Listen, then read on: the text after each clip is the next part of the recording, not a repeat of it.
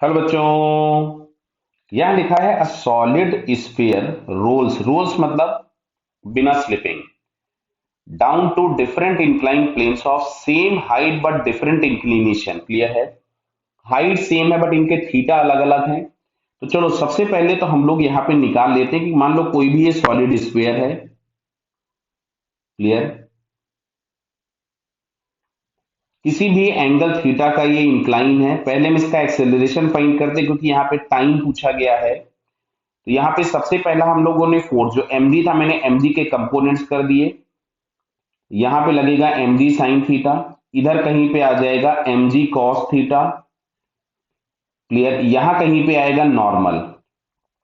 हम लोगों ने मान लिया कि फ्रिक्शन ऊपर की तरफ में लग रहा है Fs। क्लियर है? तो यहाँ पे अगर हम इक्वेशन लिखेंगे ट्रांसलेशनल मोशन की, तो ट्रांसलेशनल मोशन के लिए इक्वेशन आपको मिलेगी mg sine theta minus Fs is equals to ma। फिर अगर हम सेंटर के अबाउट इसका टॉर्क निकालें तो हमको दिख रहा है mg sine theta mg cos theta normal, तीनों के टॉर्क जीरो हो गए। तो टॉर्क के नाम पे मिलेगा आपको एफ एस इंटू आर बराबर नेट टॉर्क, और net torque is equal to I into alpha F S into R. और आई हम लोगों के पास दिया था सॉलिड स्फीयर, तो हम इसको 2/5 एम आर स्क्वायर लिख सकते थे। और अगर रोलिंग हो रही विदाउट स्लिपिंग तो अल्फा की जगह a/r मिलेगा। तो इस r से एक आर गया, इस r से एक आर गया। तो यहां से F S is equals to हमारे पास आता है 2ma/5।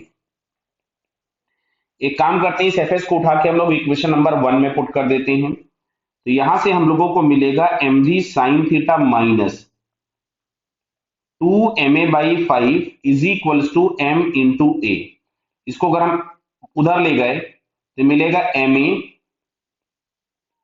Plus 2ma/5।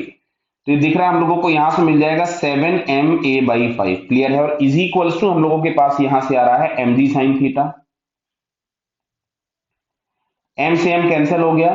तो a बराबर हम लोगों को यहां से मिलेगा 5g साइन थीटा अपॉन 7। तो देखो यहां से हमको दिख रहा है कि जो एक्सेलरेशन है that depends on the theta. तो अगर एक्सेलरेशन अब यहां से अगर हम लोग लें और कांस्टेंट मिल रहा है तो u इज इक्वल्स टू 0 है। एक्सेलरेशन जो भी आ रहा है वो हमने निकाल लिया। बात समझ रहे हैं बेटा आप लोग? अब यहां से सीधी सी बात है कि जिसका एक्सेलरेशन ज्यादा होगा, अब यहां से हम लोग टाइम निकाल ही लेते हैं, एक काम करते हैं टाइम निकाल ही लेते हैं। तो यहां पे हम लोगों को दिया गया था कि मान लो ये वाला हाइट h दिया है और इसको इंक्लाइन प्लेन पे जो मूव करना है वो ये वाली लेंथ मूव करना है। यहां से मान लो चला था तो लेंथ ऑफ द इंक्लाइन जो होगी वो ये होगी।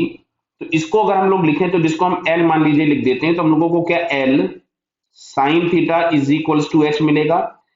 तो यहां से हम लोगों को l बराबर मिलेगा h अपॉन साइन थीटा। कितना मिला? h upon sine theta. बेटा क्या क्लियर हो रहा है? तो एक्सेलरेशन हम फाइंड कर चुके थे, s बराबर l है। हम यहां से इक्वेशन लगा दें तो s is equals to ut plus half A T square. Clear है? तो s इज इक्वल्स टू हम लोगों के पास आ रहा है h अपॉन साइन थीटा। बहुत ध्यान से देख लीजिएगा, कुछ गड़बड़ नहीं कर जाएंगे हम लोग। ठीक है? और ut था 0 प्लस 1/2, और a की जगह हम लोगों के पास यहां से आ रहा था 5g sine theta upon 7 into T square. Clear है? तो s is equal to U T plus half A T square. तो t बराबर हमारे पास मिलता है ये 14h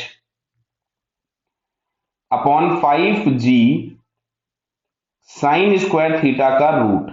क्लियर? इसको लिखना चाहे तो हम ऐसा और लिख सकते थे कि 1/sin थीटा बाहर आ जाएगा और ये आपके पास यहां से मिलेगा 14h अपॉन 5g। क्लियर? तो हमको दिख रहा है कि जिसका साइन थीटा बड़ा होगा उसका टाइम आपके पास क्या होगा? कम होगा, यानी टी दोनों के लिए अलग अलग हो जाएंगे। तो टाइम सबके लिए अलग अलग होगा। तो इसमें जैसे पहला लिखा है speed will be same but time will be different, तो ये बात तो सही, टाइम तो डिफरेंट होगा।